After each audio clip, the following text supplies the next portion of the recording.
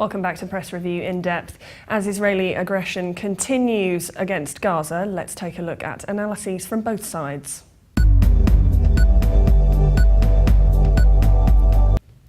The Palestinian news agency Ma'an features an analysis by Ramzi Baroud titled "It's Not Just an Israeli War on Gaza." Baroud writes US economic and military aid to Israel is measured annually in the billions, and the US government continues to be Israel's strongest and most ardent ally and political benefactor. In fact, the US-Israel special relationship is getting more special by the day, even though Israel is sinking further into the abyss of a well-deserved isolation. He adds America's support for Israel is crossing new red lines. There are reportedly over 1,000 US citizens fighting in the Israeli army, according to reports that are now resurfacing due to the recent killing of 2 US-Israeli soldiers. The article adds the US is not alone in this. European governments display an incredible amount of hypocrisy as they continue to utilise doublespeak in their approach to Middle East conflicts in general and the situation in Palestine in particular. The pressure mounting from European civil society makes it a bit more challenging for EU governments to endow Israel with the same unconditional love and support as that bestowed upon it by the US.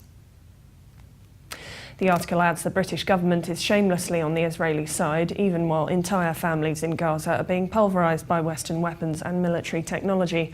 Meanwhile, the French government imposed a ban to prevent French society from showing its solidarity with the besieged and massacred Palestinians in Gaza. He adds, consider this while British citizens fighting against the Syrian government of Bashar al-Assad are being detained and persecuted. British citizens who are fighting for Israel are not. The British government is turning a blind eye to what should be considered a criminal act.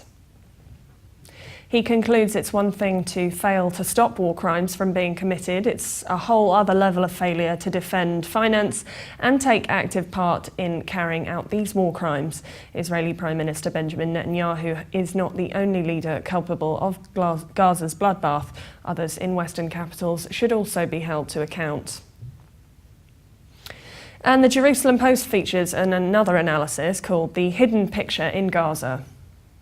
The article says the dominant view in the Israeli defense establishment is that Hamas is managing conflict from a position of weakness, which has become more acute in recent days. Hamas members seized UN food coupons and prevented Gazan civilians from receiving the aid in order to try and keep field cell members fed. The article adds when Egyptian President Mohamed Morsi was toppled in June 2013, Hamas saw its vision of a sea of Muslim Brotherhood states surrounding and threatening Israel shatter. Its goal of creating a unified Islamic state took several steps back. The author said the movement initiated the war by firing hundreds of rockets at Israel and ignoring Israeli truce offers while seeking to exploit tensions in the West Bank caused by the kidnap and murder of 3 Israeli teenagers by a Hebron Hamas cell. The article adds intelligence officials view Hamas's tunnel city and the Strip as the product of a full-blown industry, hierarchical and organised. He also says each Hamas battalion has been assigned its own tunnel and diggers are seen as members of a profession. The article adds despite counter-surveillance measures by Hamas, the Shin Bet has been able to track the progress of many of these tunnels, allowing it to now guide soldiers to shafts in Gaza.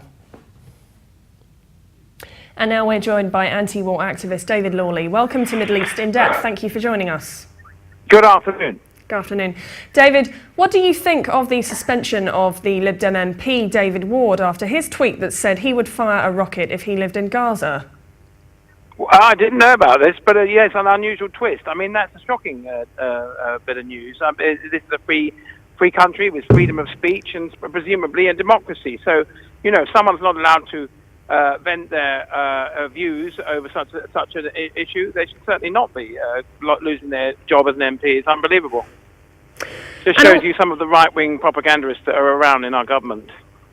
We also just looked at a piece from the Jerusalem Post saying that those on the Israeli side see Hamas as in a position of weakness. Many have said that the powers involved in the Gaza-Israel conflict are disproportionate, with Israel having way more sophisticated weapons. Do you agree with this, and do you think this will continue? Well, it's obvious. It's not just whether we agree. It's a fact. Ever since the last 30 years or so, America's pumped 121 billion dollars into the Israeli military assistance. Hamas have about 1,000 rockets compared to billions and the EU as well. The Europe places millions into military research into advanced weaponry systems, like the shield that Israel has to stop the rockets coming in from Gaza. So, to say that it's one-sided and it's ridiculously obvious, especially when you look at the death toll that's going on over there.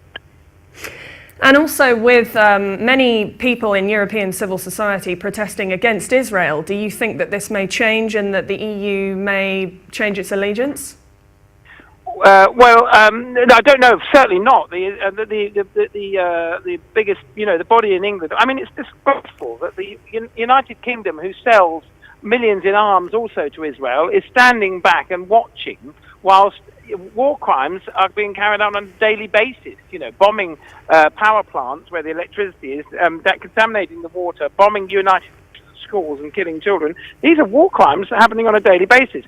Our leaders should be, and the European leaders should be, standing up and screaming at the United Nations to demand that these war crimes are dealt with and that sanctions be taken out against Israel immediately. But of course they're not, because the Conservative government in this country is backed by Israeli-backed organisations financially to get them into power, as is the Labour Party, and they don't mention a thing. I mean, it's absolutely disgraceful what is happening all over Europe because of the backing for Israel through financial gain.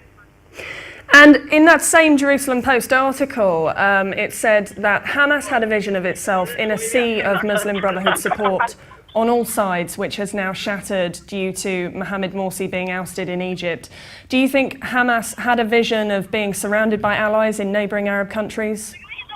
No, I don't suppose. Well, I think they probably did, but Morsi also closed. Morsi was also happy to be an ally of America when he was in power. When he was in power, he took the 1.3 billion in directly into the Egyptian arms, into the military bank account, just as dictator Sisi is now, closing off the Rafah border, to Israel, just as Morsi was. So, no, I don't agree with this. This is just a sort of a bit of news that someone, they're trying to spread that Hamas is some sort of Islamist organization that's affiliated to the Muslim Brotherhood. It's nonsense, really, in effect, because Morsi was working on the side of the Americans whilst he was in power. It's always to do with the money, and it's always to do with the 1.5 billion that Egypt gets, which goes straight into the military bank accounts, just as it is now under Sisi.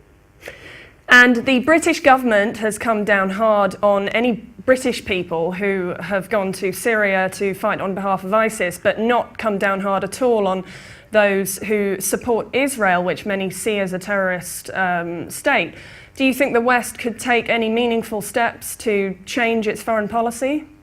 Well, it's not much. You can't make much of a cohesion between those who go and fight rebels in Syria. What the British government coming hard down on those, they're not necessarily ones who are going to fight ISIS either. ISIS is a different thing. There's only about 20 or so British guys in ISIS. There was a load who went to fight as rebels in Syria, and the British government were coming down hard on those because they feel that they're going to join extremist groups who are going to then return as terrorists. Israel is an ally of Britain, as I say, and we sell them billions in arms every year. So we're certainly not going to tell anyone that to go and not fight on their side, because it would be against our ally, which is why the whole thing is even more shocking and disgusting, that we're not doing anything whilst an ally of ours is carrying out war crimes and killing innocent civilians, basically in our name. We pay, money goes into that system through our taxes, and we're all culpable. It's an absolute disgrace. And what do you make of US-Israeli troops being killed in Israel? Do you think that the US is providing extra manpower to Israel? Well, the US, as I say, they provide billions in military aid and training and all sorts of things in military, advice and so on. We all know that there are massive. That Israel is basically another state of America for all intents and purposes. If some soldiers have been killed over there, I don't think it's got anything to do with the state or the government or anything to do with that. It's some sort of, I don't know that story, but it's probably some kind of crime over there. Thank you, David, very much for joining us. Pleasure. All thanks. That was David Lawley Wakelin, also author and documentary filmmaker of the Alternative Iraq Inquiry. And for more updates, please visit levant.tv.